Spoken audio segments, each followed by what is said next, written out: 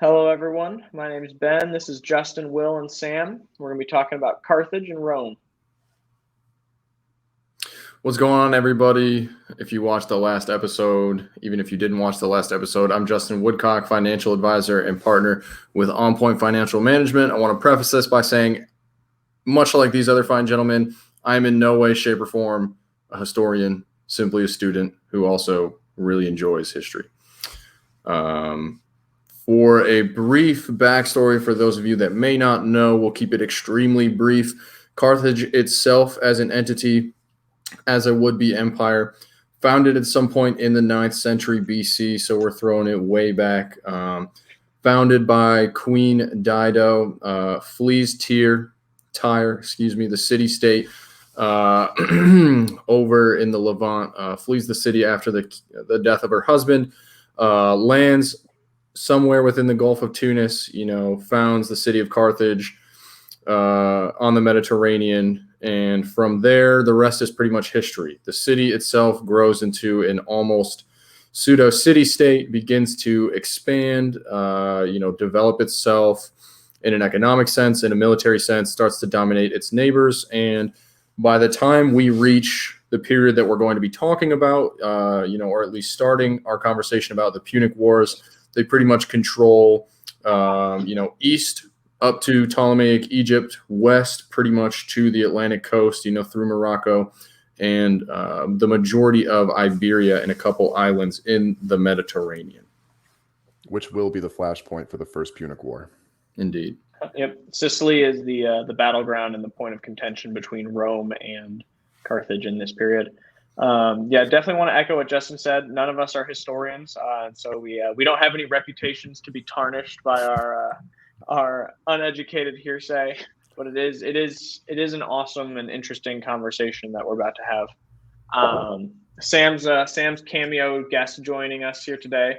He's got Carthage pulled up on Wikipedia. He's trying to do a little homework while we're talking here. Will, do you want to kind of get into the First Punic War, kind of like brief overview, what happened? So Rome at this point has conquered most of Italy, and the First Punic War is their first foray outside of the peninsula. And Carthage fought its wars with mercenaries, and it were these mercenaries in Sicily that basically got bored and took over a city-state. And then once the city-state wanted them out, they appealed to Carthage for help. And then after Carthage helped them out of a bind, they didn't like the new arrangement that they had under the Carthaginians. So then they turned around and went to Rome and said, hey, can you get us out of this deal with Carthage? And that's how it all started. Yeah. And so, Rome at this time is not Rome at its height of militaristic power. If I'm correct, this is still the Roman Republic, not the Imperial Roman. Yep. So the army hadn't gone through its reforms. It hadn't, adjusted. Its navy was not as good as the Carthaginians. At this time, Carthage probably had the most formidable navy in the world. And so basically you had the Italian peninsula as a dedicated land army city-state, and Carthage, which was basically a mercantilistic city-state with a very formidable navy because they were so heavily invested in trade and they were fighting over an island. Yeah, I think that's super important to preface all this with before we even jump into that is Rome. It's really important to know that Rome is not an empire by any means at this point. Within the last 100 years, give or take, they've had to battle the Etruscans for complete control of the peninsula.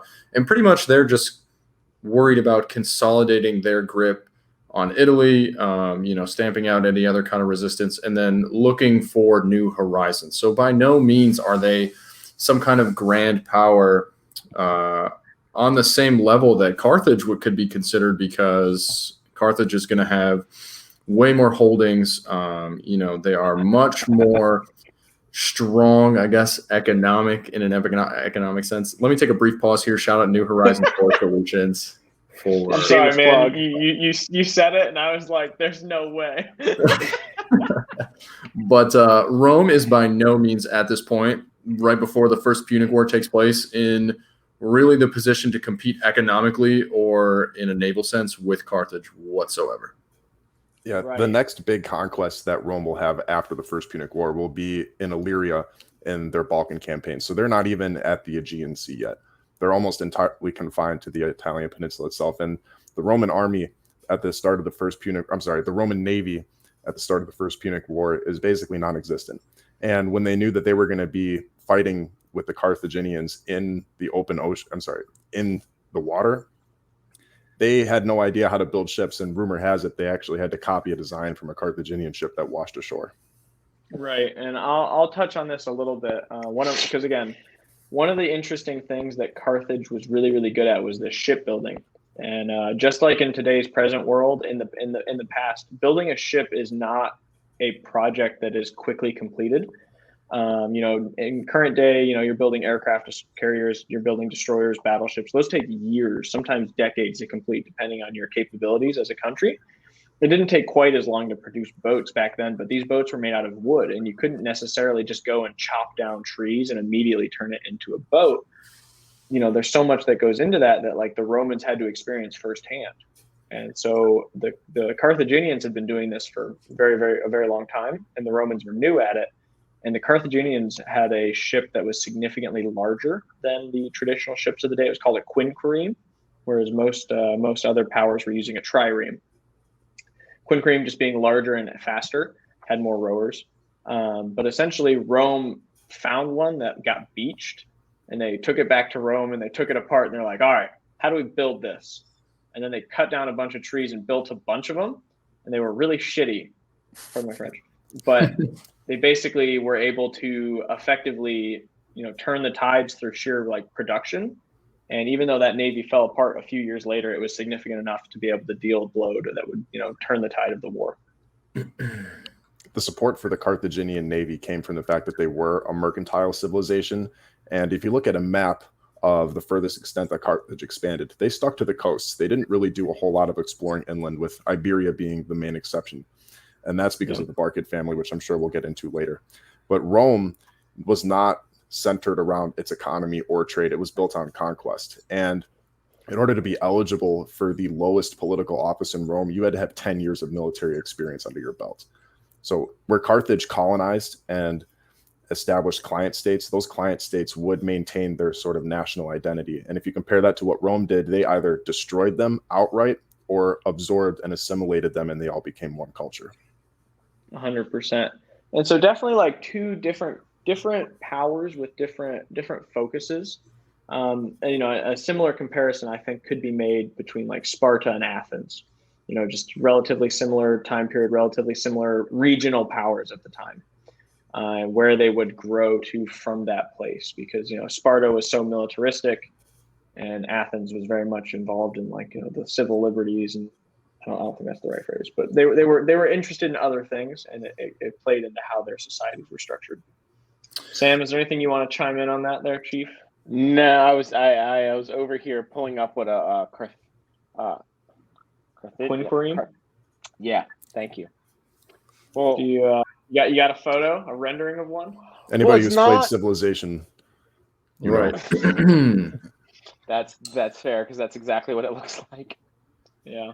While we talk about the beginning of this conflict as well, I can't help but think about our previous episode when we're talking about post-World War II Germany, and it becomes very obvious, or I guess to the contemporary world it was not obvious, but Dan Carlin puts it perfectly when he says, it should have been very obvious to an envoy of the Ottomans or someone from Western Europe, 300-400 years before that time, that it was obvious America and the USSR were going to become enemies simply because of the power dynamic. And that's exactly what we have, right before the Punic Wars kick off here, is when King Pyrrhus comes over from Macedonia and fights Rome and eventually leaves. And, just like I said in the last video, he exclaims as they're sailing away, what a battlefield we're leaving for the Romans and for the Carthaginians. It was very obvious that Rome was up and coming. They had huge ambitions, and Carthage was already well established, extremely strong economy. It was practically inevitable that both of these powers were bound to clash. I also want to apologize if my lights go off. The lights in my office are on a timer. The whole building's same. lights So just went out. I know. I was like, no, man, you're exactly right. The conflict was you could see it growing in the distance, and it was only a matter of time. And so, the first Punic War lasted close to 20 years, maybe a little bit longer. Yep, about 20 years. Yeah. And it ended up with Carthage losing its foothold on Sicily, the closest island in between Italy and North Africa. And, basically there was a lull in the action between the two of them. And rather than focus on the Mediterranean islands, Carthage expanded along the coast of North Africa into Iberia.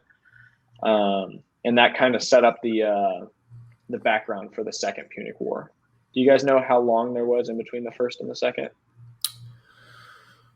Can we get our resident fact checker? Let's get a fact checker on that. The First Punic War was fought from 264 to 241 BC, and then the Second Punic War was 218 to 201 BC. Yeah, so there was 23 years of, I don't want to say peace because tensions were definitely high and conflicts did break out, but in between war official war. Right. Sorts, yeah. And this is going to be. Sorry, Will. Go ahead. During this time, in between the First and Second Punic War, that's when Hannibal is born, and that's when he takes his blood oath from his father to never be a friend of Rome. And this Carthaginian expansion into Iberia was not actually official, because Carthage fought its wars with mercenaries, whereas Rome fought its wars with citizen soldiers. At the end of the First Punic War, because Carthage lost, it didn't have a way to pay the veterans of the First War. So, forget Hannibal's father's name, but Habsburg. Habsburg was his brother. No, it's Justin got it. Hamilcar. Okay. Hamilcar is the one that goes into Iberia and conquers out an unofficial empire for himself without the permission of the city fathers of Carthage, and it almost didn't work. But once he conquered the gold mines in Iberia and the money started rolling in, they were like, okay, you know what, this is fine. And just Julius Caesar took notes on this, by the way. Right. And then Rome kind of sees what Hamilcar is doing, and they go, hey, what's up? You got this army dangerously close. What are you doing over here? And he says, oh, I'm just conquering territory to pay you back for the reparations that we owe you, which is a really ballsy move, by the way, even though that's totally not what he was doing. And there's this river that served as the border that he agreed with the Romans. And there was a city on that border that would become the point of ignition for the Second Punic War.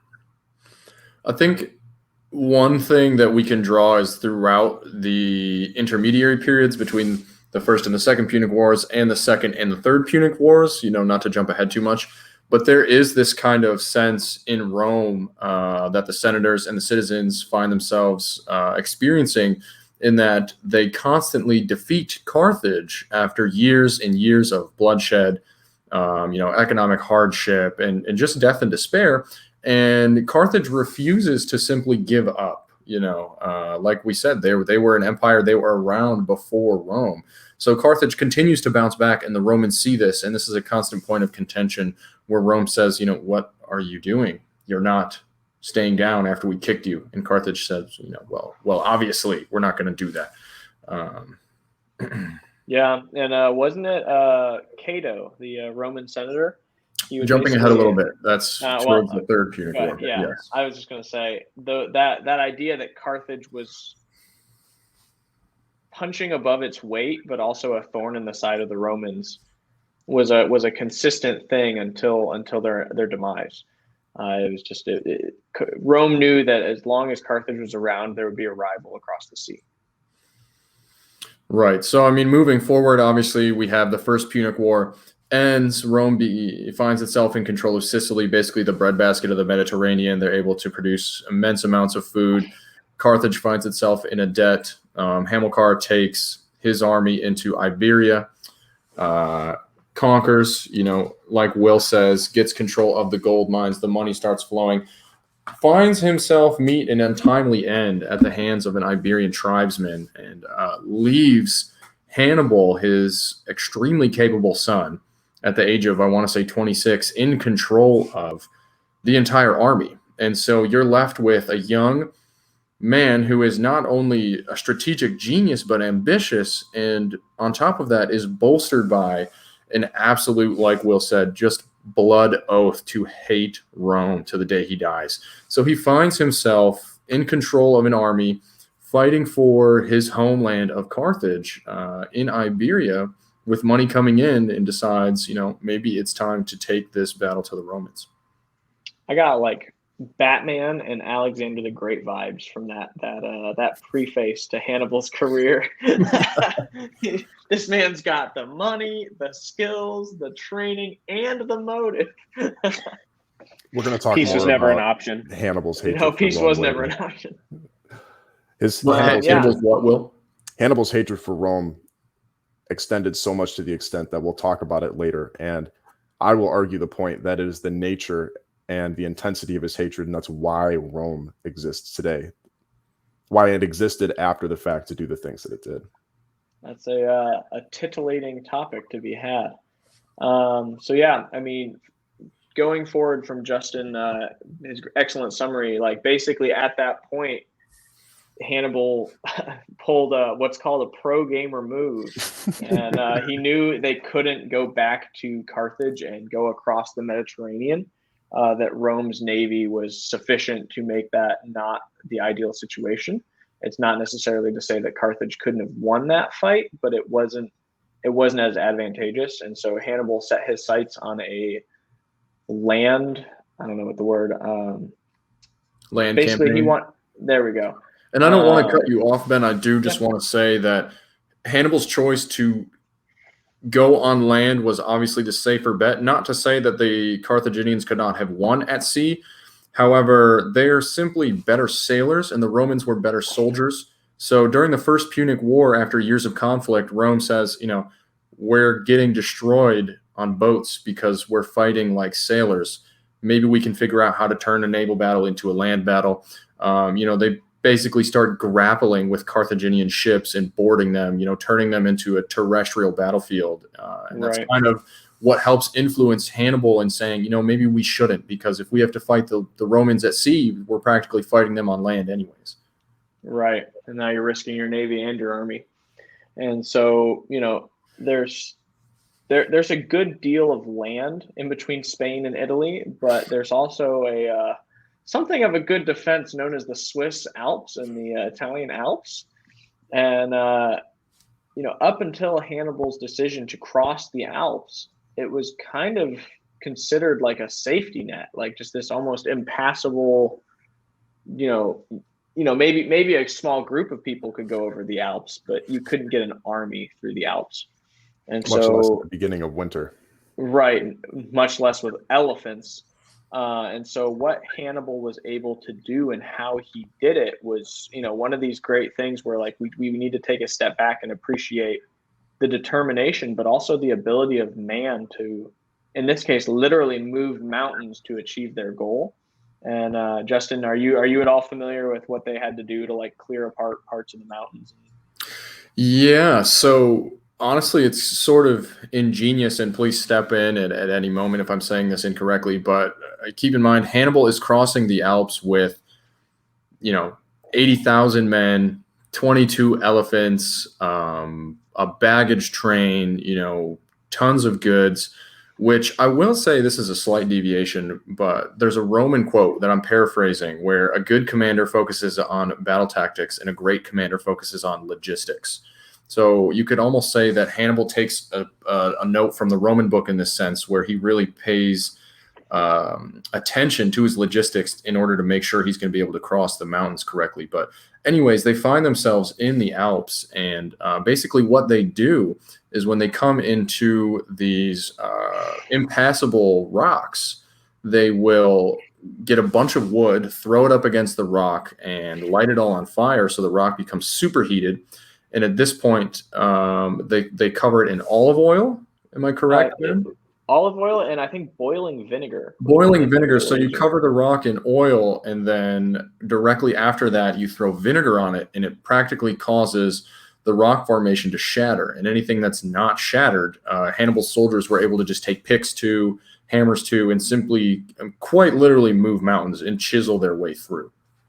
Right. And it was one of these situations where like the only other example is, like Westworn Expansion with the railroads in like the 18th century, to where we're seeing like, manpower, hard work, and explosives being used to clear and cut holes through mountains. Like, again, like we take for granted what we have now with power tools and with machinery, but like some of the stuff they were able to achieve with like their hands and tools, like, again, like we don't have the right frame of mind for like what, like, if you give 80,000 people pickaxes and, axes, can you clear a forest in a week?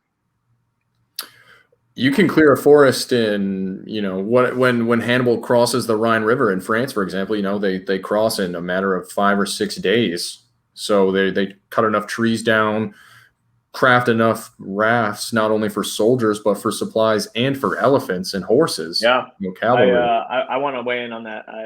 That was my next step. As impressive as going through the mountains is for me, crossing was it the Rhine River? Yeah, the Rhine. Crossing the Rhine River in a week, 2 weeks, with 80,000 people with nothing. Like he showed up and leveled forest and created rafts. And the way that he made these rafts, because he had to get his elephants across, he had to make rafts large enough that they could support the weight and the unpredictability of elephants, but then covered them in dirt and sticks and leaves to the point where the elephants did not understand that they were not on solid ground. And all the while, like the Rhine River is not some benign, slow-moving, docile river. This was a technological feat that Julius Caesar would try and beat, hundreds of years later when, he crossed it. Gentlemen, we should probably step in here and say the Rhine River. The Rhine River is in Germany. Obviously, at this point, it is not Germany. It's simply run by Germanic tribes. But the Rhone River in France is the river he crosses. Justin's right. It's 9:15. I'm tired. It is the Rhone River. Can y'all see my screen? You can see your face. Ben disabled it. I had here. There we go. Yeah, look at that. 1878 drawing, so not quite as accurate with them being covered in leaves and sticks, but it is in fact the Rhone River. And shout out to Wikipedia for being a credible source. Yeah, amateur historian's best friend right there. Right. Hang on, but because I knew nothing about this. Talk to me about the fact that this man had battle elephants. Yeah, I mean, I'll start, but Will or Justin, if you guys want to weigh in, like basically Carthage is an empire that is based out of modern day Northern Africa. And when their army got into Rome, they brought with them anybody and everybody that they could pay to bring along. And so whether that was people with battle elephants, Numidian cavalry, they had Iberian slingers. I think there was over 2,000 dudes with like slingshots. Mm-hmm. But apparently the Spanish slingshot guys were deadly because, and it's one of those things where Rome had their citizen soldiers and they had their way of doing combat. And Carthage, was very almost Persian in like, hey, with money, we can just pay you to do this for us. What are you good at? Oh, you throw spears? Okay, cool. Come do that for us. And they would hire the Greeks out constantly because the Greeks were well renowned for being effective soldiers. And so, battle, like, 22 elephants is a lot, but it's not like a life-changing amount. But in the Italian peninsula, that's no joke. Nobody'd ever seen that. I want to throw this is giving me in Will's court, but, to talk about the battle elephants. But I do want to say, Ben, when you talk about them hiring out the Greeks, that is super important after Hannibal dies. And obviously in the defense of, Carthage during the Third Punic War, it's his brother defending. But there is a notorious Spartan commander that they hire as well to help defend the city, to basically help rally their troops and train them the best they can. So just to backtrack a little bit. Yeah. When Hannibal successfully crosses the Alps with what remains of his force, which 75% of his army did not survive the journey, by the way. The first conflict that the Romans have, when they see elephants for the first time, this is the closest thing that we can get to documented history of men fighting monsters. Because if you are a well-traveled Roman, you've gone up and down the Italian peninsula, and that's it. And then you see something that you've never even heard about, much less never seen before. And there's 22 of them riding towards you, and you have a short sword and a spear. Have you seen Lord of the Rings? I was going to say. Yeah. So pull up that one. Right. This is giving me The Battle of Pelennor really Fields. serious Yeah. Lord of the Rings vibes. So Well, Sam, sorry, Ben. Sam, pretty much, what Will says is, I mean, that's spot on, man. The Romans have absolutely no idea. And Hannibal, I mean, as long as these elephants are alive, he will continue to utilize them. Yeah, there we go. He would continue to utilize them to absolutely strike fear in the hearts of the Romans. And it's not until Scipio Africanus takes the Romans to the shores of Carthage at the Battle of Zama that they finally display a battle tactic which is able to defeat the elephants, where pretty much they open up their lines when the elephants are charging, and you can't get an elephant to turn on a dime. So for the 18 years that Hannibal is basically rampaging around Italy, these elephants are just smacking the Roman legions until they can finally figure out, hey, if we just open our lines and let them in, then we can spear them, we can stab them, we can knock out the riders, whatever. But they were extremely effective. How did they bring him down? I actually have no idea. Millions of arrows. Are there any sources on this? Because let me work some Google magic over here. All right, Sam, dig into it. I mean, we kind of almost glossed over it, but Rome kind of got caught with its pants down when Hannibal emerged from the Alps with even a quarter of his initial departing force. I think he was able to muster and gather a few new volunteers and conscripts, and by the first couple of engagements with Roman military in Rome, he had an army of 50,000 men, which is no joke. But when coming up against a Roman army of close to 100,000, they were definitely in a position where, even though Rome was caught by surprise, they were able to mobilize a force almost double the size in very little time.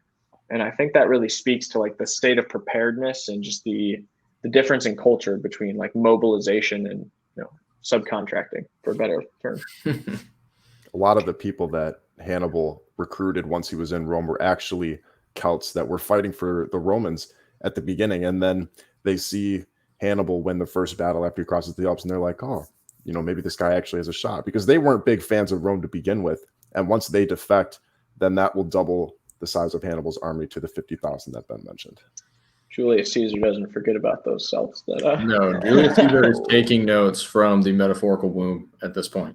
Right, 100%. Really, the only problem that Hannibal runs into is the simple fact that he can't take cities. I mean, the Romans cannot face him in the field. He's a tactical genius. He's a strategic genius. He rampages through their fields. He eats off the land. And they basically rape and pillage the entire Roman countryside until they have to go home.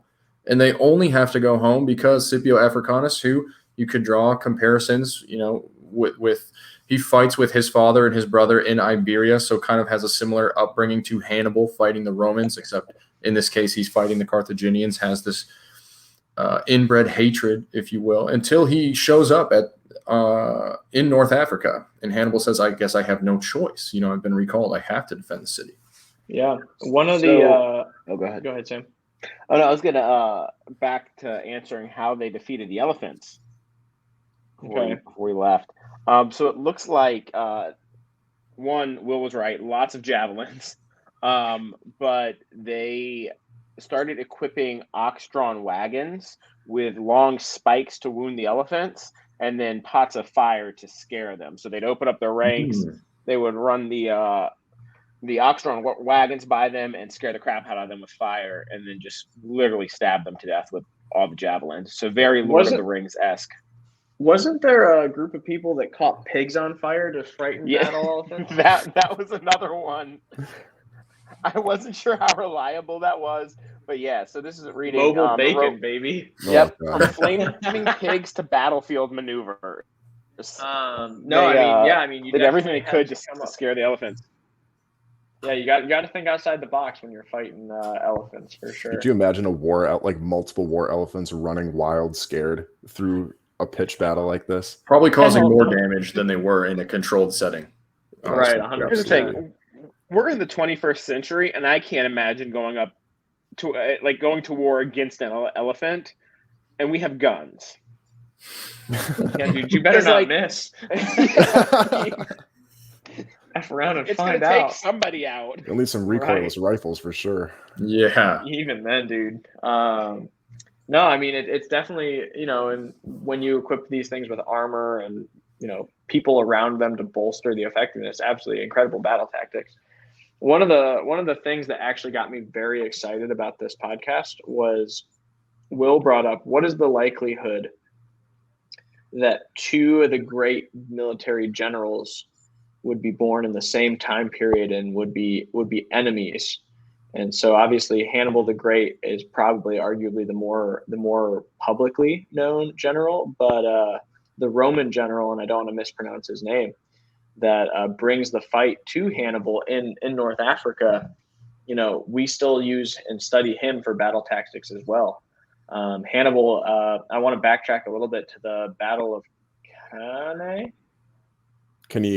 both are acceptable pronunciations. And the Roman general that you're thinking of is Scipio Africanus, who actually acquired his namesake through his military victories in North Africa during the First Punic War. That's entirely correct. It hurts being the silliest and most foolish person on this podcast. You by far are not. I'm on the podcast. It's the whole reason I'm here. Right. We can kick you out at any time, Sam. And nothing about the podcast will change. Watch this. Oh. Whoa. That was brutal. Look, my configuration's all messed up here. I don't know. Ben, where's your oversight, bro? Here, wait, I can fix this. Okay. Oh fuck. Add the stream. Damn. Okay, we're out of luck, boys. I'll take this chance to put forth my argument that while Hannibal is in Italy, after he crosses the Alps, there are no Roman legions between him and Rome, and this is like the real acid test of the Roman mentality when they realize that there is a Carthaginian army right there, and there's nothing to stop them from laying siege to Rome itself. And I think Hannibal, how do I put this? He chose not to attack Rome because of his hatred for the polity in itself. He wanted to do the equivalent of take out its eyes, cut off its nose, ears, tongue, arms, and legs. He still wanted Rome to exist, but in an extremely handicapped and infantile state. Yeah, and I mean, it was one of these situations where this is kind of the foundation of the podcast. Is like, we're going to start exploring shortly, like in a theoretical world that Hannibal does to Rome, what Rome does to Carthage after the Third Punic War, what does society look like? Like this was like, probably the best shot anyone had before those nomadic tribes like sack Rome hundreds of years later. Like this was their shot. And even his generals underneath of him were conflicted with whether or not they should just go and besiege Rome. But realistically, the way that the Carthaginian army was constructed, everyone being mercenaries, like, mercenaries are happy to keep fighting for you if you keep paying them. But if you're camping them outside of a city where it's miserable, it's cold, and they're getting shot at with bows and arrows, and all of a sudden you're not sacking towns and getting gold, like, you don't have a military made up of people that want to be there because they believe in the cause. And I think that was part of the issue that Carthage suffered from that I don't know gets enough attention, where like, the Romans would not capitulate. Like multiple times Hannibal tried to parlay peace and they were like, nope, we're gonna get you one day. And 18 years later, whatever the heck it was, they were like, all right, we've rolled up our sleeves, we've made some changes, let's go again.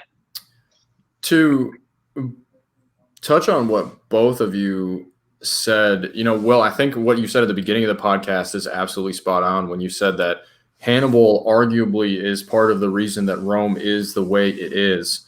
And if you think about everything that he did, not just ravaging the countryside, but if we look at, the Battle of Cannae, and you have 70,000 Roman soldiers dead in a day, not necessarily on a size scale, but the Romans will not see a serious strategic defeat like that until the Battle of the Teutoburg Forest, at the hands of the Germanic tribes. So this is their first, serious defeat. And so it shows them, one, we are not untouchable, which after, this whole showdown with the Punic Wars, they will exit the wars with the mentality of we are untouchable. But at the same time, Ben, to what you said, Hannibal attempts to, parlay for peace, and they continue to say no. They continue to defy, and they refuse to surrender. Maybe at some point they acknowledge that Hannibal is incapable of actually taking a city. But the lasting effect that Hannibal and the Carthaginians have on the Roman psyche, we have, when your kids are being unruly and they won't go to sleep, the boogeyman's under your bed, they're going to get you. In Latin, the Romans have the term, Hannibal is at the gates for unruly children. It's for hundreds and hundreds of years, it's acknowledged that this is the closest that Rome seriously came to utter destruction. And they emerged from this almost an entirely different empire. An empire all on its own, I should say, because they were not an empire before this. Empire with a lowercase e. Right. And so, I kind of want to touch on kind of just a little bit more, just again, like from a perspective, conservatively, 60 or 70,000 Romans died in a day. And, that was potentially one of the bloodiest days in human history. And, realistically, still one of the bloodiest days in human history. I saw a comparison of, that was like one of the initial days of losses during the Battle of the Somme in World War I, where wave after wave of British and German soldiers ran into machine gun fire. And you start trying to wrap your head around hand-to-hand combat, 60 to 70,000 people dying just in Romans in a day. We were doing calculations of liters to blood to gallon. That's like 80,000 gallons of blood being spilt in a day. And so, war today is horrible, but it's somehow more humane to from me to you, shoot someone rather than to be Yeah, I got to look you in the eyes and not only do I have to look you in the eyes, but by hand. I mean, or tens of thousands of gallons of blood. You could walk through that field after we're done, and you could just imagine the blood just squishing up around your ankles because it would be just soaked. Mm-hmm. And 100%. This, like Ben said, this happened over the course of an entire day. So 2 armies spent the better part of an afternoon just butchering each other. And it's something that's so out of the realm of our experience in the place and the time that we live in today that we can't, we can talk about it casually, but to actually be there and know what they went through. To the guy who knows nothing, as you're saying this, trying to conceptualize, all right, okay, you hear gallons of blood and you're like, okay, great. But then actually thinking about, all right, it was just raining here. And how it feels when the ground is soaked and you're walking in mud and it's puddly and you're the ground squishing underneath you. But imagine that actually being blood and the fact that that came from hand-to-hand combat or sword-to-sword combat, not just even with gunfire. Right. Imagining that is insane. And then you think about the fact that it's hand-to-hand combat and that the ground is that soaked with blood is wild. Right. Yeah, I just did some very basic math. If the battle lasted 12 hours, that's just shy of 6,000 people an hour dying, just in Roman numbers. And again, this was an example where Hannibal's strategic genius shone through. And even though outnumbered, he was able to encircle a much larger force and continuously push them into each other to the point where Romans were getting just crushed by one another, trying to find a spot where they weren't getting, surrounded and stabbed. So, truly a gifted general that had an unbelievable run up until the Battle of Zama, where he was defeated. And so, that kind of is the end of the Second Punic War is when Hannibal returns home and faces the Scipio Africanus in Tunisia, the capital, area of modern day Tunisia. And he loses that conflict. I want to take this time to do a short summary and jump ahead and pose a question to you 3 gentlemen. The Second Punic War ends. Rome basically levies these astronomical terms on Carthage, much akin to World War I reparations. The Entente did to Germany, with the Treaty of Versailles. Basically, there's astronomical numbers that they need to repay in reparations. Mm-hmm. They are not allowed to defend themselves against armed incursions, which eventually will become a point of contention as the Numidians, the Carthaginians' former cavalrymen, begin encroaching on their territory and taking things from them. But anyways, Second Punic War ends. Hannibal dies in self-imposed exile in Anatolia. Their entire empire is crippled. Cato, like you said earlier, comes to Carthage on a diplomatic mission, comes back and says, we need to burn this place to the ground. They show up to Carthage, and not to fast forward or anything. Maybe it's exaggeration, maybe it's not. They burn the entire city down and they till the land with salt. Okay, I want to pose the question, and obviously we can revisit what happens in the Third Punic Wars. I summarized because it's quite short and pretty brisk, but what do you three think would have happened had the scenarios been switched?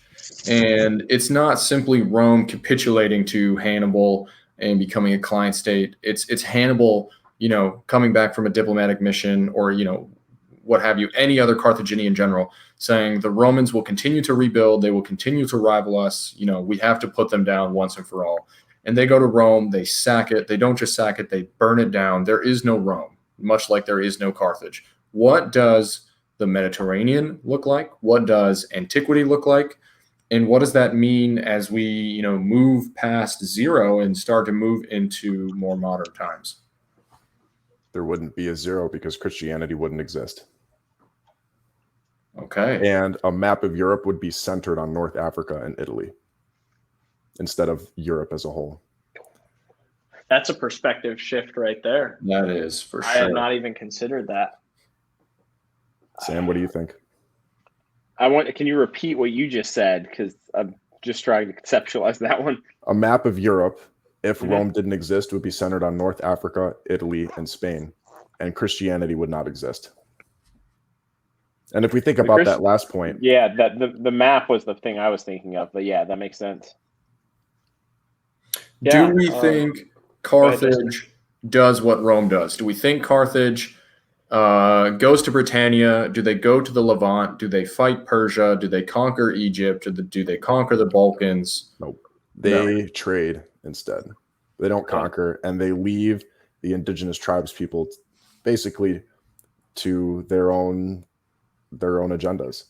Yeah, Europe would be pagan for probably another 1,000 years until some unknown great conqueror that was never given the chance to born comes up and unifies Europe. Sam, leave it right there for a second. Yep. Yeah, I mean, what an interesting shift. If there's no Roman Empire to prosecute Jesus, does Judaism continue as where it's at, or does Christianity ever get off the ground? Yeah, I agree with Will 100%. I don't believe that Carthage continues to expand.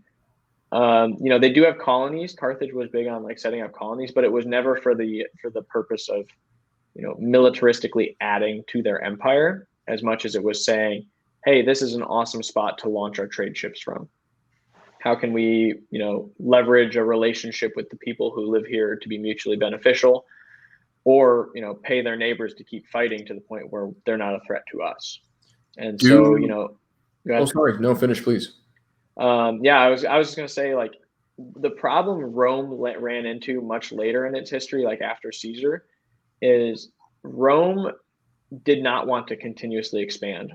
What Rome's goal was to have Roman territory, and then pseudo-Roman territory that would act as a buffer between it and all of the nomadic, barbaric tribes beyond them. But what will continuously happen is those buffer zones would become more and more Roman, to the point where all right, well now, very northern Italy, modern day France is part of the Roman Empire. Now we need to, capture the next area. And the next area, and now we need to go to the UK because we have a colony here, but there's these crazy dudes with plaid coming after us. I'm gonna step away for 1 second. I want to leave you with another question: is what does the ancient world look like, with the dominant power exercising sort of, I don't want to call it like pseudo-capitalism, I guess you could, but basically being founded on the principles of mercantilism, trade, economics? What does that look like with Carthage on top in terms of what kind of impression does that leave on the surrounding territories versus the Romans ruling through authoritarianism and seriously setting up an empire? Well, can I ask a follow-up question to that? Sure. Is what what does technology start to look like if Rome is wiped out but you have, like you said, mercantilism and not conquering these different areas happening? What does technology end up looking like for the day? Not Ben, today, I think you're more qualified to answer this one. You want to tell us a little bit about what Carthage was like before it was destroyed? Maybe we can extrapolate from there. So what I will tell you that I understand to be true, little precursor cop out there. So Carthage was able to do a lot of things that would not be possible again until after the Renaissance. Carthage as a city had at the time the most advanced and intricate port in the world. The actual harbor of Carthage was the biggest and most advanced in the world at that time, and it was an awesome. What it was built and how it was built was awesome. But they had apartment buildings in Carthage with running water, like heated running water to the point where people could take showers. They were able to figure out a way to use wood to cut perfect lines in limestone and transport it into the ocean, crack it, break it into perfect square blocks, and transport it home. And so again, share that screen real quick. Share this screen. Yeah, this is a rendering of like what it would have been believed to look like. Obviously, I think this is actually like Empire War or whatever. But no, I mean this is historically what it was expected. It's pretty insane. And so the outer ring, I don't know if you guys can see my mouse, but this first ring is for all of the merchant ships that would come in, and the second ring could hold, I think, up to 240 quinqueremes, which again were the best and fastest and most dangerous warship on the Mediterranean. And so again, Carthage was a naval power, not a land power. They didn't have a standing army, but their navy was unbelievably advanced. So I mean, with that, to my understanding, and if I had to say, what I thought, Carthage had a very similar approach to Persia during the reign of Darius the Great and his successors, where it wasn't so much be a part of our empire as how can we work together? Okay, you're cool doing that as long as you don't attack us, as long as you're loyal to us, as long as you continue to trade with us, keep doing your thing. For me, if there's no fall of Rome, there's no Dark Ages. I don't know if you guys want to weigh in on that, but if I will. If the center of society as we know it doesn't get demolished, but instead that knowledge and that trade continues to subsist, and the modern day Arabic powers continue to invest in astrology, geometry, and discovering coffee, I think technology might actually have been better. And I think the heart of the Renaissance would have occurred in Africa. Ooh. Arguably, I don't want to say it started there, but it found its footing there under 100%. The actual Renaissance or the hypothetical one we're discussing? The choose your words carefully, John. Okay, so that is a really interesting take. I would say the real one, yes. And I don't mean the serious Renaissance, not in the European sense that we think about with this cultural explosion and all these innovative inventions. And sorry, that was a little redundant, innovative inventions. But, we see it in the Arabic world with the emergence of a Muslim empire, basically, or under the various caliphates where medicine is seriously improved, science is serious. Time? Is the Islamic faith valid without Jesus Christ? Without the Christian struggle? I would say yes. Ooh. Yeah, definitely. It's Well, still an so Jesus Abrahamic is a religion, figure but in it would have the- existed in the- independently.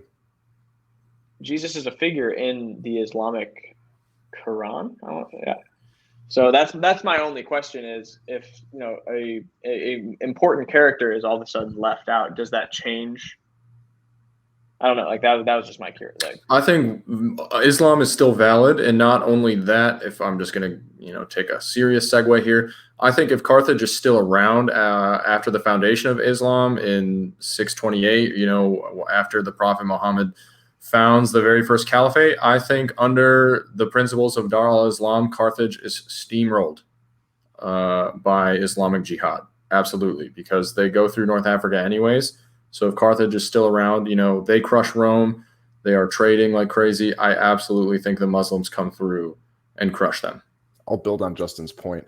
When the Muslims split the world in two in the 800s AD, that would probably be the first serious challenge to this hypothetical Carthaginian power that would persist for, what would that be, 1,500 years?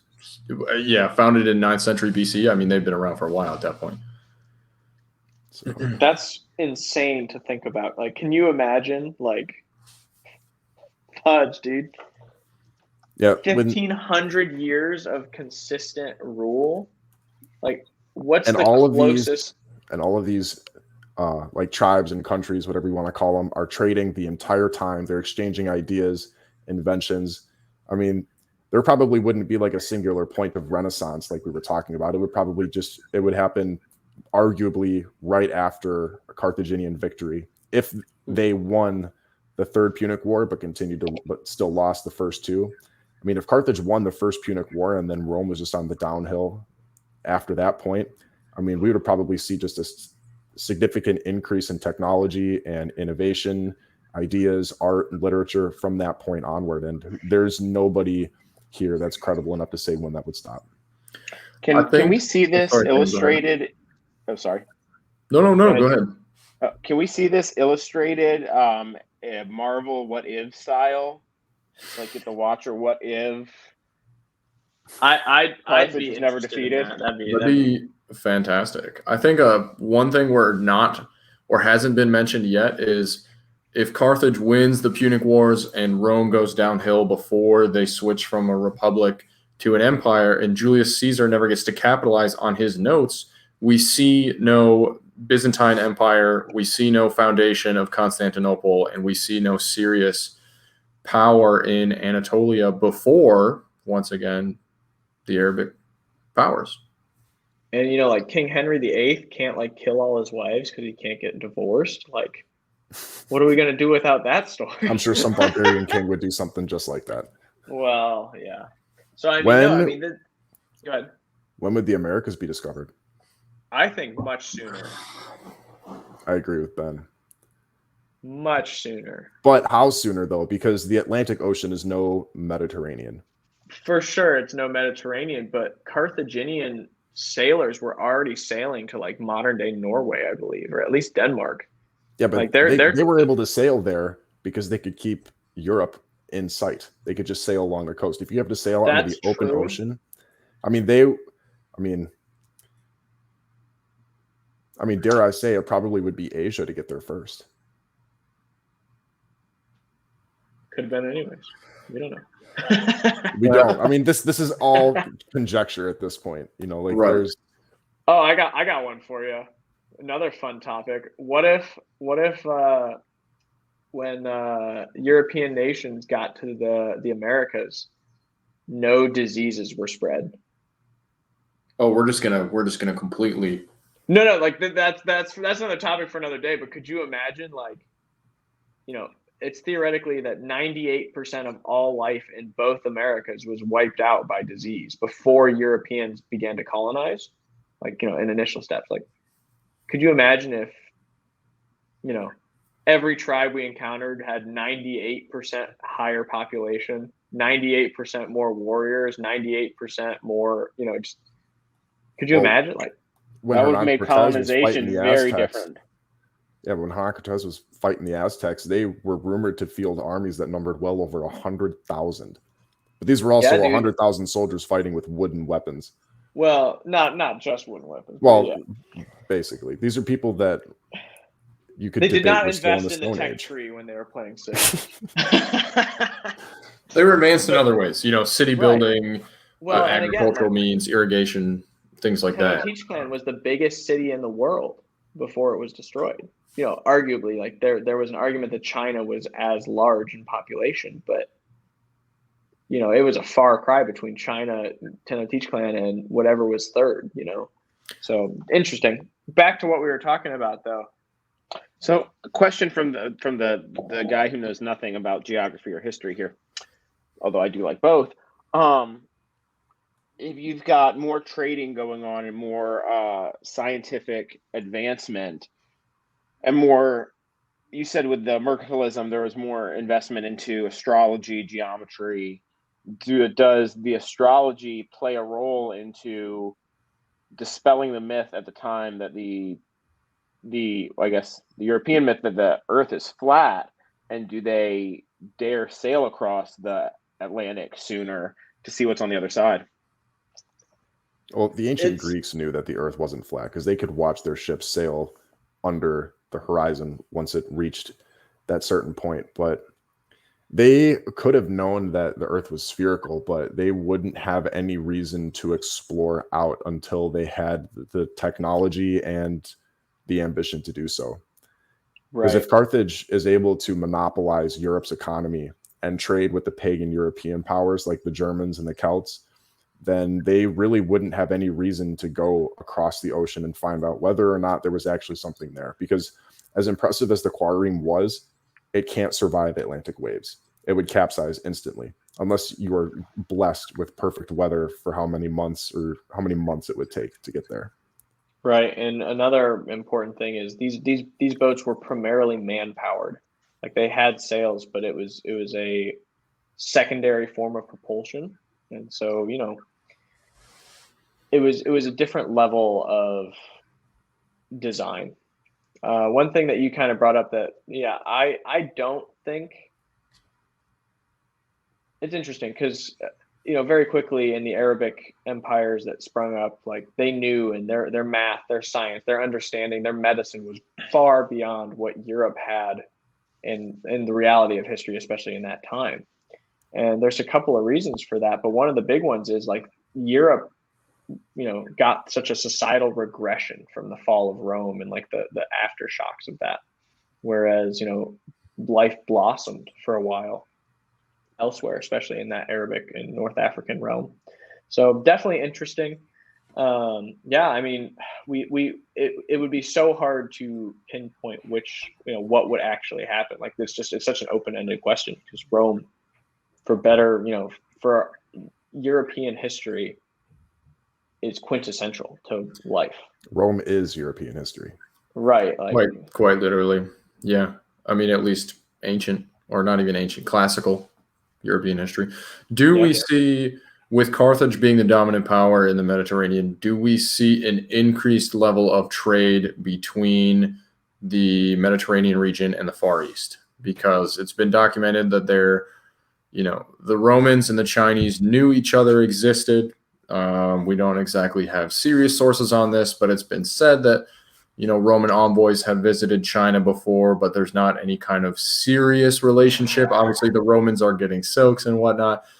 Do the Carthaginians make a wholehearted effort to really invest in some Far East trade because they are more so focused on their economy? Yes. I really want to tackle that question, but you just gave me like the most amazing idea ever. Like, let's take like Julius Caesar Rome, okay?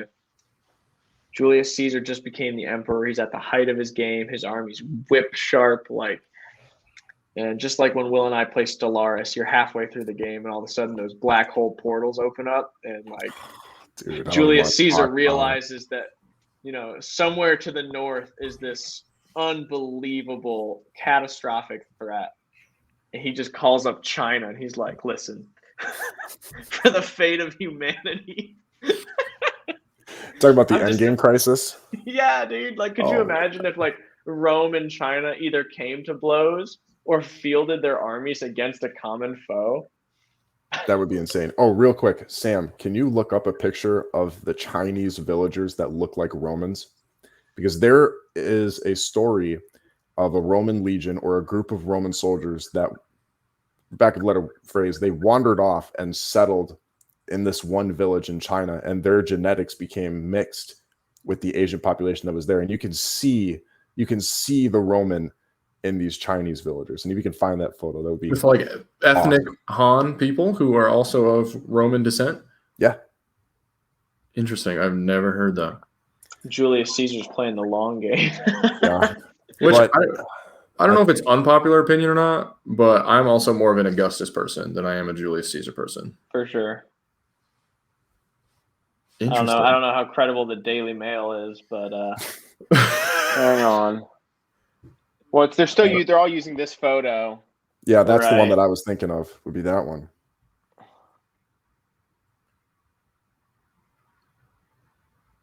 I don't know. Yeah, I'll just zoom in on this one. we'll do some digging into that, and like 3 podcasts from now, we'll remember and be like, oh, actually. Yeah. We'll do our Well, the ancient- original question was And increased so- mercantilism with Carthage in the Near East. I Yes. think the Parties. answer would have to be yes, because they wouldn't not do that at some point. Well, so my question is, could the African nations have risen to a level of dominance if that trade continued south? Like, obviously, it's kind of weird to like think of Africa as south, but like middle and lower Africa, if you were to continue like trading, and because obviously like some very, very rich but relatively unknown history took place. Like, it's not as if like those people were just like chilling. You know, like there were multiple instances of like fabulously wealthy African kings just like going on a world parade, you know, spending modern day billions of dollars just to flex on like us Europeans. Oh, certainly. I mean, you know, when you talk about richest person in history, you mentioned John D. Rockefeller, you know, Cornelius Vanderbilt, Carnegie. And now we used to talk about Jeff Bezos. Now we talk about Elon Musk. Arguably, the richest man to ever live was Mansa Musa, who Right. quite literally would go, you know, on diplomatic missions and simply just give away gold because What was his net worth estimated? Trillions. Trillions? Adjusted for inflation, it's got to be. I want to put Julius Caesar up there too, because if you take his gold and also factor in the value of his slaves and the land that he conquered in his name, he also has to be a trillionaire. Well, Sam, can we get a Mansa Musa net worth? Yes, pretty we sure can. Bill Gates is a trillionaire too with all those prison workers he's got. Yikes. Hot take we're not ready for. No. Whoo! It comes up immediately. Zoom in on that puppy. 400 billion. Impossible to pin. Okay. Richer than anyone could describe. His I mean, celebrity so, net again, worth. Celebrity net worth. Mansa Musa. Oh my gosh. But like again, like you can throw out a number like $400 billion and be like, yeah, but that's not $1 trillion. But like, we have no concept of what like $1 billion looks like physically represented. Most we have we as regular people have no concept of what $1 billion looks like. Like, the difference between, we had this conversation, Ben, the difference between someone making $1 million a year or who has $1 million in their bank account and between someone who has $90 million in their bank account is staggering. And what options are available. That's just 90 million. We're not even close to, we haven't reached into the hundreds of $1 million yet. Yeah, I saw a video a couple years ago, and I'm gonna share my screen so you can see this real quick. Share screen. Okay, entire screen. I think I know what video this is. I'm not going to share the video. You're sharing, Will. I don't know if you have thoughts, but I will say, you know, with your question earlier, Ben. Yes, I do think if the Carthaginians are the main power, we definitely see African empires continuing to become richer and richer and developing even further than they were, because there are many places in Africa at this point that were highly developed, in Click on the some other one. respects, technologically advanced. So I definitely think we just see that keep going. Yeah, that'll be true for any civilizations that maintain contact with Carthage, because they, if you compare them to Rome acquired its wealth and prosperity through conquest, and Carthage acquired its prosperity through trade and mercantilism. Destroying cities and eliminating empires would grant a negative net gain for Carthage. So, yeah, would the world be a more peaceful place with Carthage? I don't know, man. Like, you'd still run into interesting situations. Like, what would happen if the Mongols encountered the Carthaginian Empire? Mongols sweep. Yeah, Mongols 4-0. Sweep the floor with them. Easy. 4-0. Well, and again, like I'm not saying that Carthage would be able to field an army that could beat the Mongols. Like, if the Romans couldn't do it, surely Carthage couldn't do it. What I'm saying is, would Genghis Khan do that? Or would he just show up and be like, hey, I want some of this? Because I don't believe it would be Carthage as a military power being like, you can't come in here. They'd be like, sick horses, bro. Can you give us some of those? I think the Mongols would do even more damage to Carthage than they would do to Rome, because all you have to do is just take out a few pieces of the Carthaginian trade puzzle and the whole thing falls apart. Because that's part of the reason why Carthage began to decline after it started losing these wars, was a breakdown in trade. And if Carthage can't trade, Carthage doesn't have money. It's like the blood wouldn't be flowing in your body, and just parts of it would begin to die off, seek independence, probably start civil wars. I mean, you could go on and on about what would happen. And all it would take really is a few, like one, maybe two major trade hubs in the Carthaginian Empire to cease flowing. Right. Yeah. I mean, it's looking at, Carthage is practically an oligarchy ruled by wealthy families. I mean, that's even what their quote unquote Senate was comprised of. It's nothing like the Roman Senate, where you're a senator and you're, elected, I guess, if we're going to call these, because not everyone's voting, but, you're elected to the Senate and whatnot based on, you having that knowledge and being from a prominent family and whatnot. The Carthaginian Senate was simply founded from wealthy individuals. I mean, if you were a rich family, you played a hand in the delegation, so it's, I think what Will says is absolutely spot on. If you're an oligarchy, like you need that money. You got to have that money flowing. Like Rome, even when they were poor, even when they were struggling, starving, people were willing to fight and defend the idea of Rome, because Rome was civilization. They fought for the idea. They fought for their beliefs, whereas Carthaginians just fought for more money. It's the importance of citizen soldiers instead of just hired thugs. There's a three Doors Down song dying to be played right now. That's a joke some of our younger audiences might not understand. I can't believe we're old enough to say something like that. Yeah. Especially with old Bone Sam. Look, I'm the old man on the podcast here. Not for long. Check this out.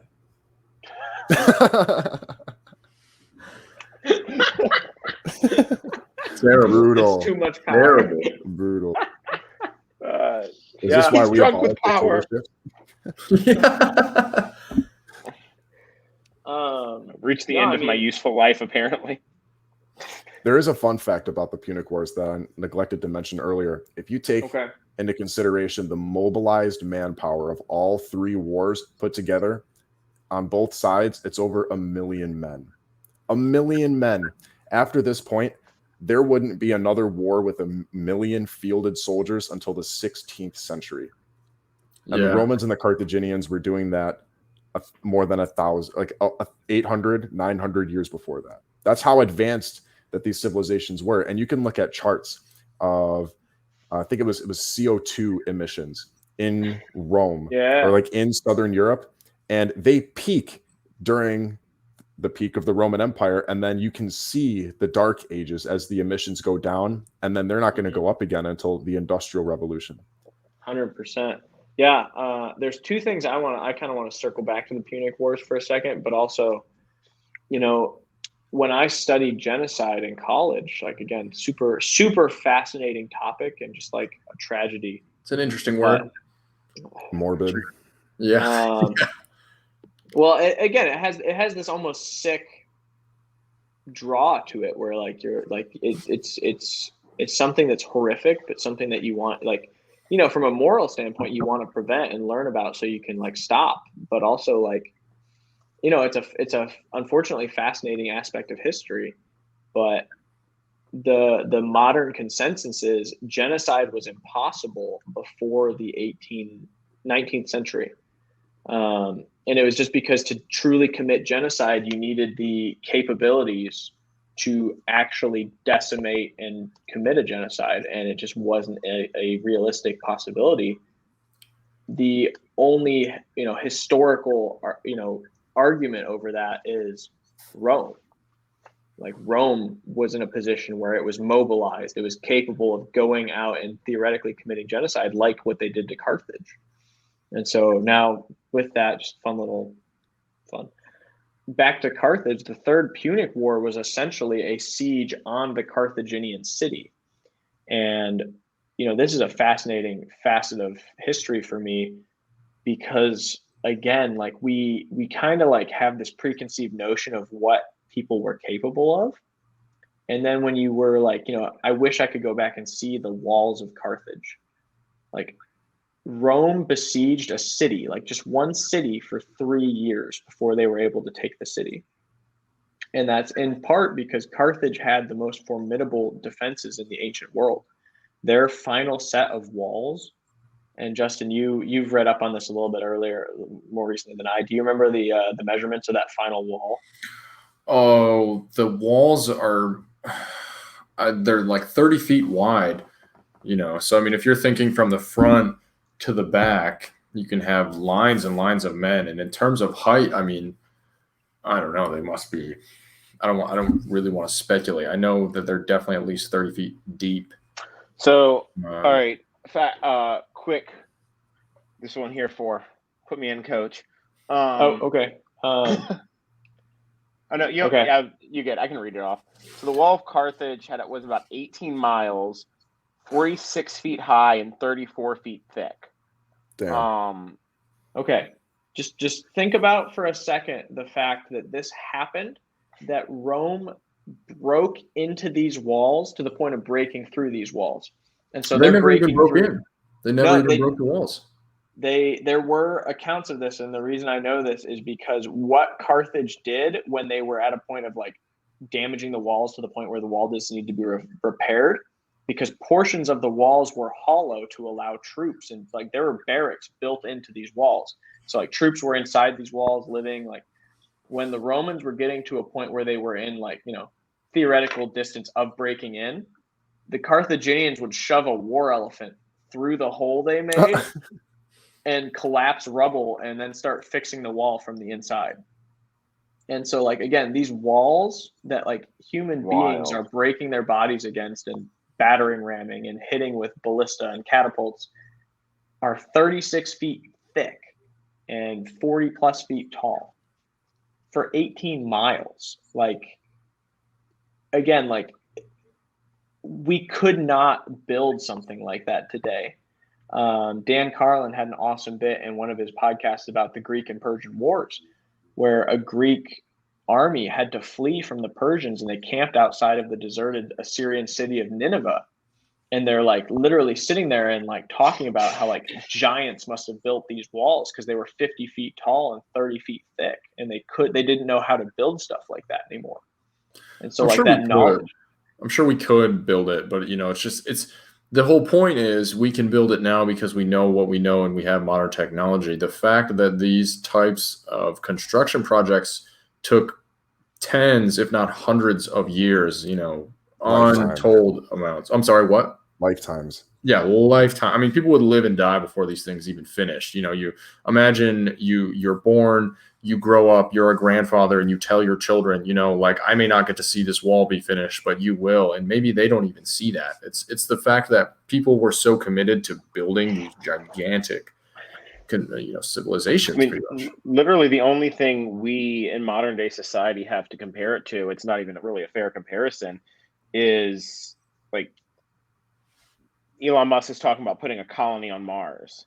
Like, that's so far away, but people are working on it. Like, there were people who, I'm sure when we started going to the moon, it's like, hey, one day there'll be more people in space. Well, it's been solid 60 years before we're now just launching civilians into space, and people have lived and died before we've actually gotten any further than that.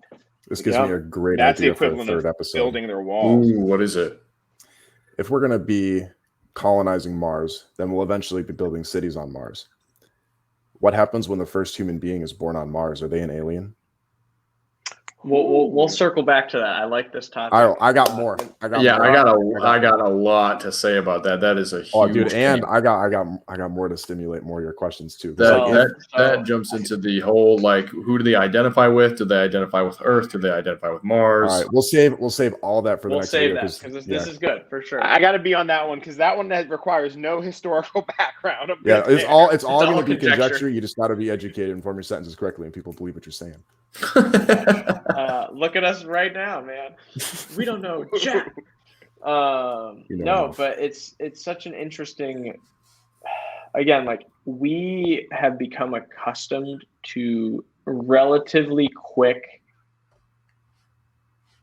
payoff, or relatively quick success, or relatively quick engineering, and so it is a fascinating thing to think about. Like, the Great Wall of China was built by hand by hundreds of thousands of workers over lifetimes. The pyramids, like, all these engineering marvels, and the ways that, like, people with far less access to resources, far inferior tools, like, it's compelling and interesting to see what human beings are capable of when they had to do it.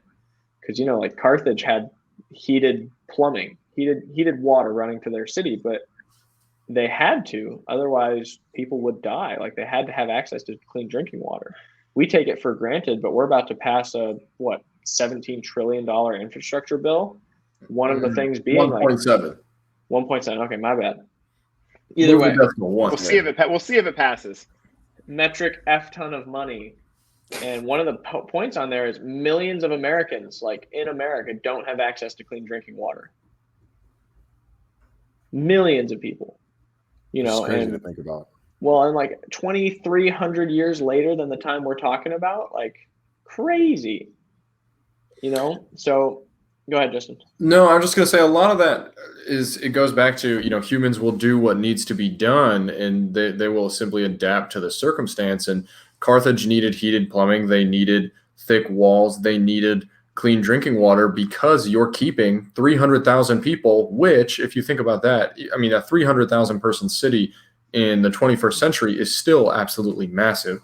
So if you think about that on an ancient scale, they did those things because that's what they needed. You didn't see, after the fall of Rome, you didn't see the Merovingians or the Carolingians or any other kind of Germanic tribe, coming up with heated plumbing or clean, creating some access to clean drinking water outside of just running water, because they didn't need to. They didn't have cities. Carthage, Rome, these ancient civilizations, they had this conglomerate of human life in one place, in one grand standing city, and they needed to do those things if they wanted to perpetuate their civilization.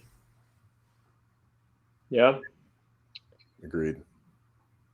Yeah.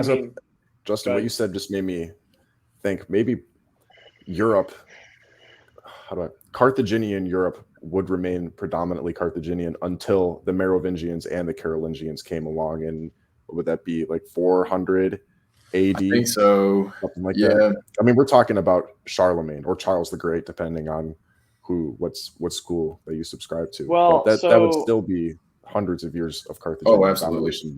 Charlemagne is 700s, so even still, Merovingians come first. If we're talking the 400s, I want to try to not deviate too much, because we could even say if Rome doesn't become Rome and it's Carthage as the dominant power, do the Merovingians even have a template, or do they have a base plate to base off what they're doing if they don't have a Rome? But all of that aside, I think you're entirely right, Will. Eventually at some point they will form, whether it's around the same time or not, and they will start to do some of the same things, but maybe their interactions with their surrounding powers are going to be entirely different. Well, and so I want to say, like, and I was listening to a Dan Carlin podcast about this. Eventually, the Gauls and the Celts and the Germanic tribes started to beat the Roman army because they were in proximity to Romans for so long that they started to pick up elements of their military, elements of their, how to have like baggage, trains, and how to get supplies to your armies. And as you learn these things, you can get better at combating someone who uses those things. If you took the army that defeated Rome in 400 AD or whatever, does it beat a Carthaginian army with different composition of troops, with different ways of fighting? Like, again, like you're talking like Numidian horse archers, light cavalry, like a different composition, a different army set. Like as a horrible example, I'm pretty sure this. Go ahead. No, go ahead. No. I was gonna say, I'm pretty sure this was a show on the History Channel. Do you remember the one where they would put different fighters? We're gonna mute Sam. Deadliest Warrior. History Channel. Yeah. Ben, the answer to your question is no. They would not be able to, because Right. the Roman military was centralized and they had a specific doctrine that all legions adhered to. The Carthaginian military, primarily because of the fact that they used mercenaries, was decentralized. You have these people from over here and they fight that way, and then those guys from over there, they fight this way. And so the barbarians in question would have to deal with all these different people who have all of their own unique fighting styles, and they would never be able to adapt from a singular source of combat experience. That and the fact that the barbarians do not have a navy. Right. Yeah, I'm going to have to agree with Will. Absolutely.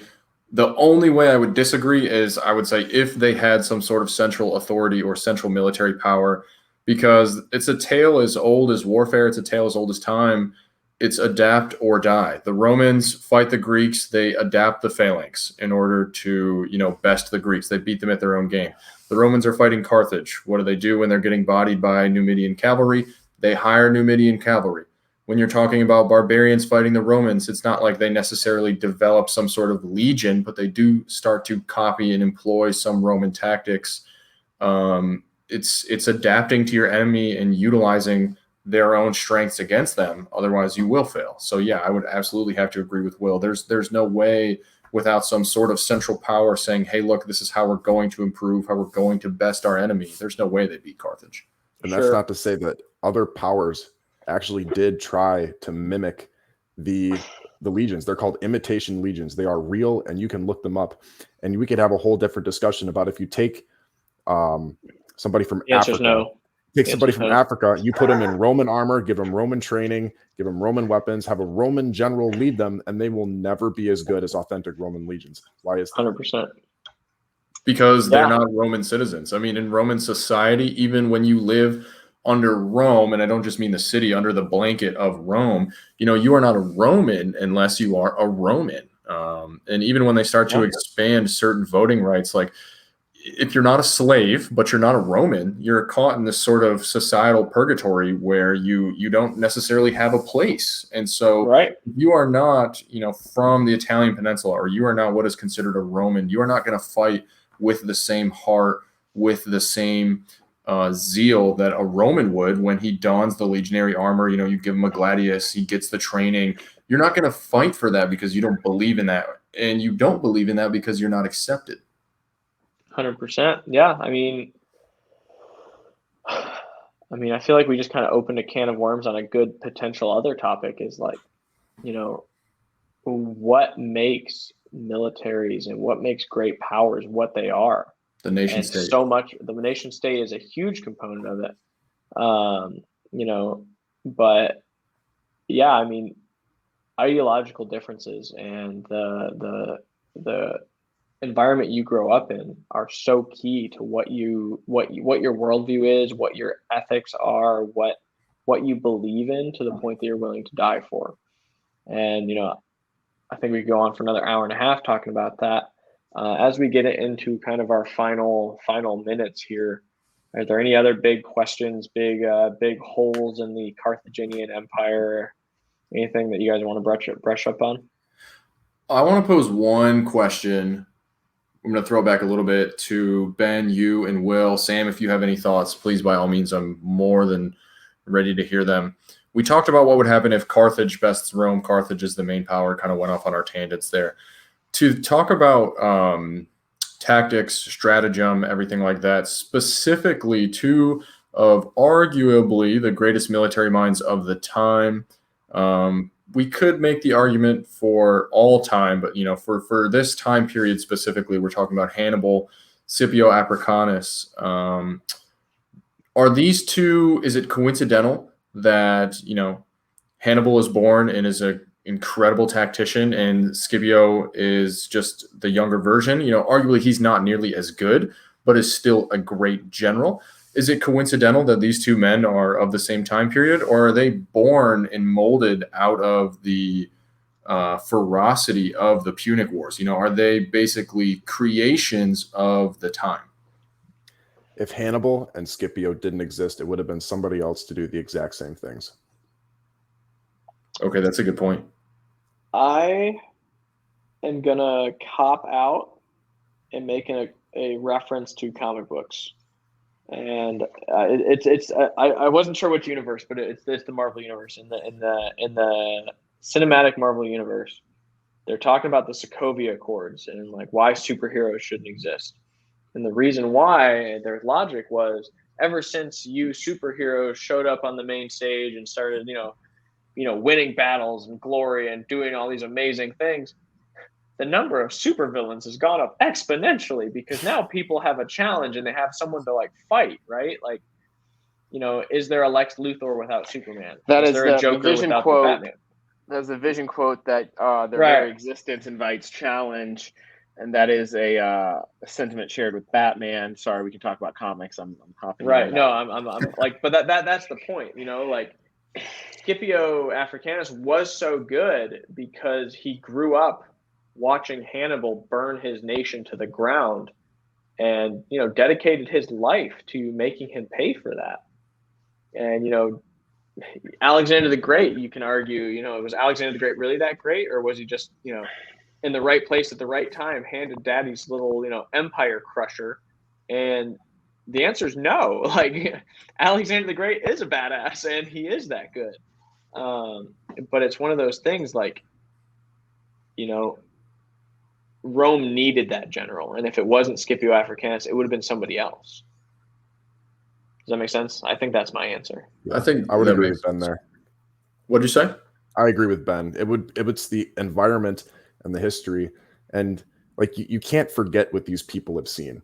And I mean, I saw something just the other day that's not quite podcast appropriate that I'm telling you guys all about, but it's shaped me and it's changed me already in a way that I will never forget. And seeing something that's far worse than that, like seeing your country, Rome, burn to the ground. I mean, there wasn't just one person like Scipio. There was more people like him that saw this happen and nothing came of them. And their names are lost to us because Scipio was the first and the best to actually do something about it. And all those other Romans who saw this happen and swore vengeance, they just never got the chance to do it. So there was a line of sorts to take Scipio's spot. And I absolutely agree. If Scipio wasn't there, it would have been somebody else, and we would be talking about him instead. Mm-hmm. If I can leave with one last thing to pose to you guys, is it the men that make the times, or is it the times that make the men? Is it great men and great women shaping history because of their feats and deeds, basically fighting against whether it's fate or the powers that their empire comes to struggle against? Or are they simply doing the best they can in the times that they are born into, and those circumstances, practically shape themselves? Insert Gandalf's quote from Lord of the Rings. What is that? When he says, "I wish it need not have happened in my time," and Gandalf says, "So do I, and so do all who live to see such times. So that's not for them to decide. All we have to decide is what to do with the time that's given." Okay. So Absolutely. yeah, no, I mean, Gandalf's a wise guy. J.R.R. Tolkien's a wise guy. Will, what's your take? I think that I could answer this by supporting the great man theory, where you have individuals who are just destined for greatness, and the level of greatness that they will achieve will depend on the environment they are born in. Like if everything is just a rotten house and they're just waiting for somebody to just bust in and tear the whole thing down and structure it all up, like what Julius Caesar did to the Roman Republic, then it's always going to happen. So the environment first arises, and then that creates a situation where a great man or woman can come along and completely restructure everything in their vision. Yeah, definitely. I would agree with that for sure. Okay. I heard a great quote, and I'm gonna read it to you. I looked it up to make sure I got it right. Hard times create strong men. Strong men create good times. Good times create weak men, and weak men create hard times. And Dan Carlin talked about this. And again, shout out to that guy, changing our lives. But he, the analogy that he used was talking about the Gauls and like the Celts and the Germanic tribes, and like how living next to Rome, you would assimilate portions of Roman culture, and they would assimilate the drinking and the luxuries. And now all of a sudden these BA Germanic nomadic barbarians were starting to drink and to enjoy dancing and music. And all of a sudden they're not as sharp on the battlefield as they used to be because they got the taste. They got soft. And it's one of these things where like now behind them is a soft but incredibly militaristic empire with highly advanced training and capabilities. And on the other side of them are hard, battle-hardened, angry, and they're caught in this transition phase. And so, I don't know. I think for me, it's a cycle, and you have to be vigilant because it's very easy for us to get accustomed to the way that we live and to what we have and what we don't have and to accept it. And, for me, like, I'm not content to keep my security, my being in the hands of others. I don't know if that's like the direction you were taking it, but like, there's an element of self-responsibility, self-reliance that like is lost on a great portion of our population today. That like, hey man, like if you lose power for a week and it's winter, like you can't go outside. Like, what's going to happen? Like, how are you? Well, right. Like, I was going to say, you better start a fire. You better do something. Will's telling the you'll die. You'll die. Straight up. And like, even here where I am in Illinois, if you lose power in the middle of December, you will freeze.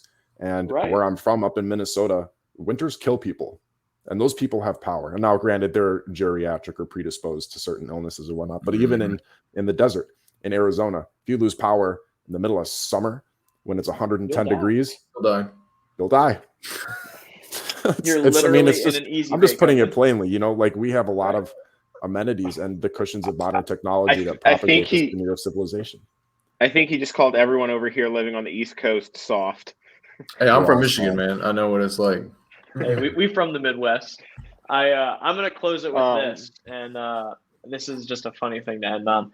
There's an old comedian. I saw one of his skits on YouTube. And he was talking about the difference between the South and California. And he was talking about how in California, the weather that they get in California that's considered like a catastrophe is just everyday crap to people in the South. And he's like, they were putting mudslides on the news in California saying people need to evacuate their homes, run for their lives. Like, you want to know how I know the South is tougher than California? Because when mud comes to our territory, we get out our trucks and we go play in it. He's not wrong. No, obviously he did a much better job setting up the joke and everything. But it's that sentiment. Like, you live on the West Coast and 75, sunny, balmy weather day after day. You get soft, like there's a reason it's so expensive because everyone wants to be there. But you start to lose that ability to like tackle challenge. I would 99% agree with that, except for when your state is on fire. Yeah, that's not ideal. They're still going to work. They just morning morning commute through the Yeah, wildfires. I guess that's the flip side of that, right? They'd be like, "Oh, they put fires on the news." Like, I was driving to work. You know? Right, 100%. Yeah, guys. Thank you guys for coming on the podcast again. Thank you for an awesome conversation. Check out Justin at On Point Financial Services, right? Management, On Point Financial Management. On Point Financial Management. We gotta get a plug logo up there. I'm a sponsor. Sponsor. Hey. Shout out to New Horizon Solar Solutions. Get solar. It's good. And shout out to Sam, Keaton and Company Real Estate. And Will, when you hang get a job, on. I'll shout you out. Any For museum this- looking hang on. for a fantastic. I have a job, by the way. It's just not in my career. Not Shout in out my to career Menards. Hiring my boy. Menards For- sponsor us. For compliance, Ben, I need you to pull the logo if you're posting this on YouTube. I Hang also on. think I need you to pull my logo. Unfortunately, now that I think about it. No. My logo has to show. Like, if I say I'm a realtor, I have to at least display the logo of the brokerage for RAR compliance. So hang on, just for compliance. Throw my screen up there real quick. All right. I can't. Okay, cancel this. Add to stream. Keaton and Company Real Estate. Shout out. There's a logo. Oh, no, that's not a good one. There's our logo. Keaton and Co. All right. Hey, look, Compliance taken care of. No, but really though, you actually probably will have to pull mine. Okay. I will now learn how to Photoshop out a blue line on an American flag. So Just literally, just all you have to do is throw a smiley face on top of it. all right, guys.